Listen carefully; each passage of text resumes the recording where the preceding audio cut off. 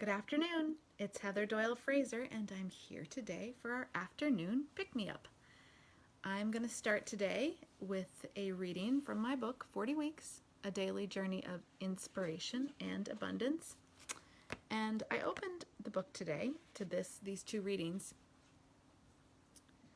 and I really liked them. And what took me a little longer today was I was trying to find something to use with it from Freedom, the book that my husband and I wrote together. And so it took me a little bit to choose what I wanted to choose. So maybe that's a sign that I need to pick these things a little bit earlier than right before I'm going to do it. But I like the spontaneity of that. But at the same time, that slowed me down a little bit today. So we'll try something different tomorrow, maybe. Regardless, here's the reading for today. We're at week 25, day 6, and week 25, day 7, a time of releasing. And this is interesting because the first word on week 25, day 6 in the time of releasing is, what is it? It's receiving. Interesting, right? Receiving. Sometimes that can be hard to allow. Totally hard for me sometimes. We are so attached to hard work and difficulties and challenge, and when we experience something that is easy, we often dismiss it. If it's not hard or challenging or difficult, it must not be as valid or as worthy. It could be easy because you are specifically suited to the task. Your gifts, talents, strengths, and experience make you capable of handling this situation. It could be easy because someone helped you, and that made all the difference. What if you looked for opportunity, possibility, and potential today instead of looking for ways that your day might be challenging or difficult? What if you opened your mind to the possibility of receiving? And then, week 25, day 7. What would your life be like if you didn't engage with self-judgment or criticism? Today, you could simply acknowledge its presence and nothing more. You could hear that negative and punishing refrain and then slow down. You could breathe. You could choose to replace the unhelpful thought with one that is kind and generous. You could choose to show yourself loving kindness. You could choose to let go.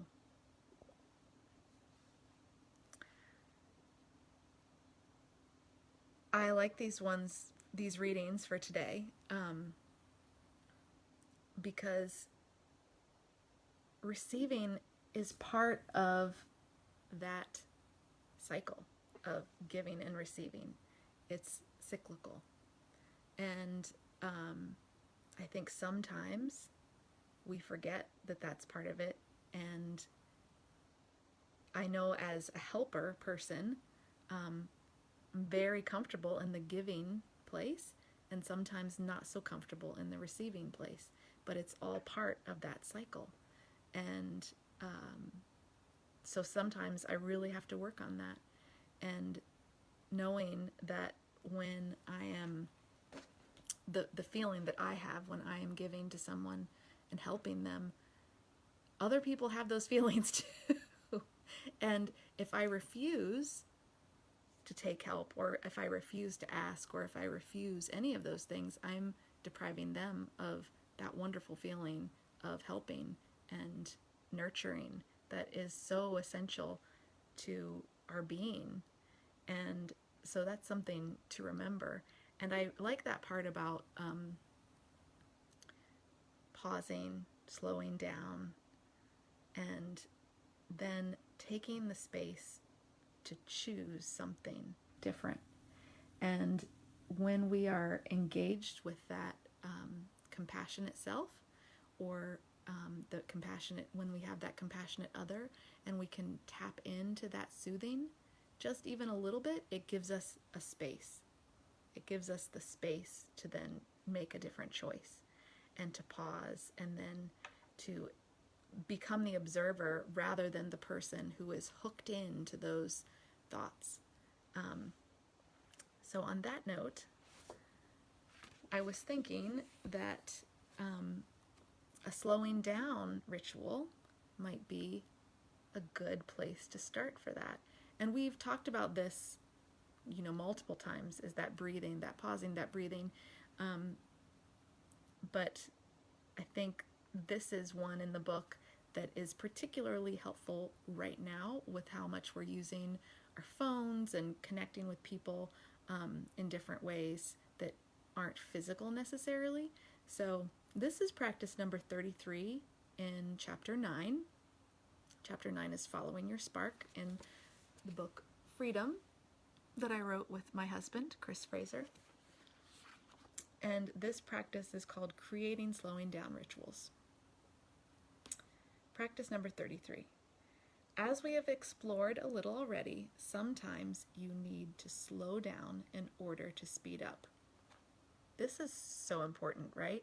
And I think we're at a place in time where we can see that sometimes slowing down is helpful in order to see where you need to go next. And we don't always get or have the opportunity to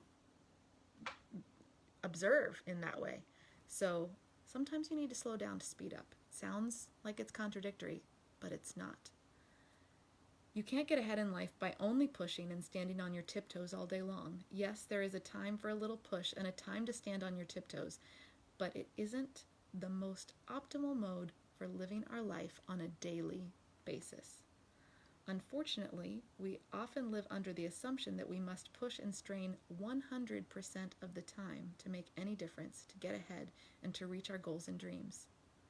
Even if you have a more relaxed living environment, you're still swimming in a culture that sends this message all day long, every day. There is a cultural vibe that if we are not in constant movement, then we are doing something wrong. The art of slowing down to move ahead is not instinctive, but we can learn how to do it. When we push ourselves too hard all the time, the threat system can get overly activated and make it more difficult for us to take steps towards our values. Starting to slow down can look different in different situations, but there are a few ways that we can easily tap into the slowing down mentality.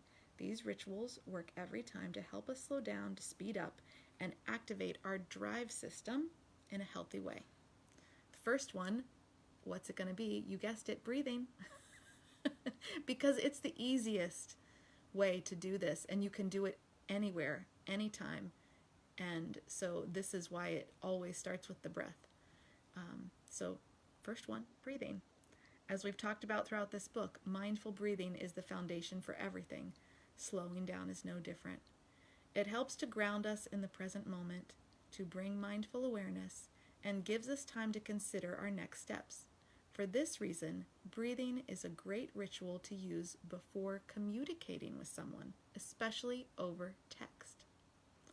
The next time you receive a text, especially one that might cause you to become worked up a bit over something, try this ritual. When you hear the notification for your text, take one full, deep breath before you look at the text. Then, after you read the text, take a few slow, deep breaths before responding to make sure you are really communicating clearly. This not only allows you to create a message that says what you want it to say, but also allows you to stay in alignment with your values. This one is hard for me to do because, like many people, when I hear that bing, or I feel, like I hear the little vibration if my ringer is off, I immediately want to go check it. That's just we get that little dopamine rush. We want to go see who's there, what's going on, what do I need to respond to? So thankfully, you do have a cue, that bing or the buzz, and you can train yourself with practice to take that deep breath.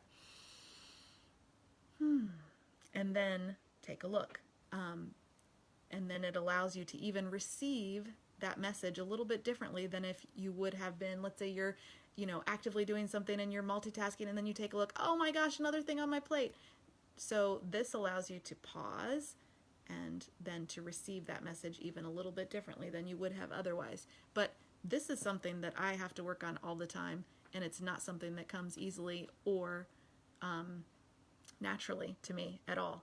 So it's something that I constantly have to pull myself back from that automatic reaction versus that centered, grounded response. And then after, so you take that deep breath, take a look, and then before you respond, take a few more deep breaths.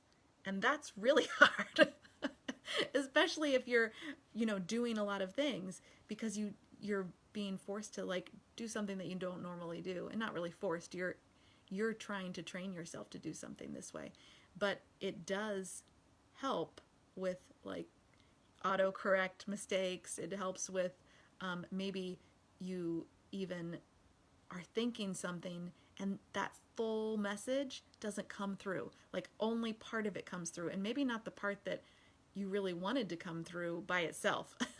Sometimes our brain filters things for us in a way that isn't very helpful. So being able to pause, slow down, take some deep breaths, and then really intentionally compose the message that you want to compose can be so helpful to not only the communication happening, but to the relationships between and among people. So that's one of the rituals. The second ritual here is pausing and purposely taking more time. And that's what you're doing with the breathing too. I'm not going to read through all of that, but that's basically, the breathing is the beginning of pausing and purposely taking more time. My husband Chris is a real master at this. He really is. He purposely pauses all the time, and when he is feeling like he's rushing or he is getting flooded with something, he slows it way down to the point sometimes where I am, because I might be flooded too, I'm going like, hey, come on, let's go. What are you doing? We gotta go. And then he, sometimes lovingly reminds me, we are in a rush, so we need to slow down. And then I just, but it's true. When you're in a super big rush, when you are doing things not intentionally, that's when things happen that you don't really want to happen. That's when we make mistakes. That's when things happen where we're not paying attention. Maybe even like going down the steps and you trip and fall and fall down the steps. Yes, I've done that a couple times. So this is one thing that I have to work on all the time. And fortunately for me, I have a person who does this really well in my house, but sometimes it feels unfortunate because because it sometimes doesn't feel convenient, but in the grand scheme of things, it is a more productive way to engage sometimes. So that's what I'm going to take today. I'm going to take that receiving message, and I'm going to take this slow down to speed up message. I want to receive that. And because the times that I do that, I find that I have some really nice things happen when I do that. So that's what I'm going to try today and tomorrow and see what happens. And I will join you again tomorrow for our afternoon pick-me-up. I hope you have a great rest of your evening.